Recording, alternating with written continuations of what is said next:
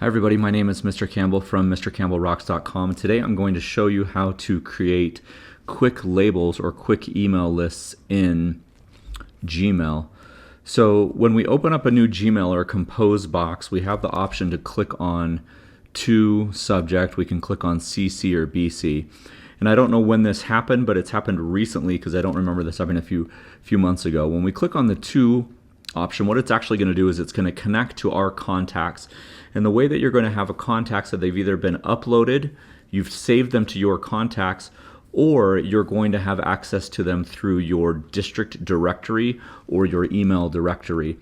And the thing that I love about this is you can create really quick email lists that you just have to remember specific names. So if you're an elementary principal or an elementary teacher and you want to have a third grade group, a fourth grade group, a fifth grade group, or if you're in middle or high school, you want to have a social studies group or a math group, what we do is we just come in here and we select on two of these teachers here, and you'll see right down here where it says insert. I'm going to insert those, and you'll notice both of those names come up.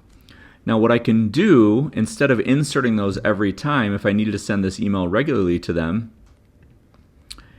is you'll see that I have the option to click on Manage Labels. So what I'm going to do is go down to the drop down right here where it says Create Label, and let's just say Test Label here, and then we're going to save that.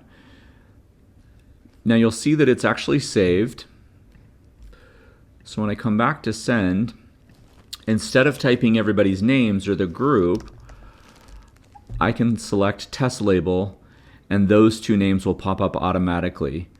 And so if you have a really good hierarchy broken down, you can actually create 6 or 7 lists that will save you 10, 15, 20, 30 seconds every time you send an email, depending on how much you send an email. If I want to delete that label, what I can do is I can just come down here and you'll see all the labels that I have here. I go down to Test Label, I hit the trash can. It's going to give me the option, do I want to keep all the contacts and delete this label, or delete all the contacts and delete this label? Well, I want to keep those contacts. I just want to delete the label. And you'll see now that they just fall back into my general contacts. Thank you for watching this video all the way till the end, and thank you for what you do for kids on a daily basis. If this video saved you time, energy, and frustration, go ahead and like, subscribe, and share it with your teacher friends. You can subscribe by clicking up here, or you can watch another video either here or here. Again, I love you, I appreciate you, and I'm glad that you're here.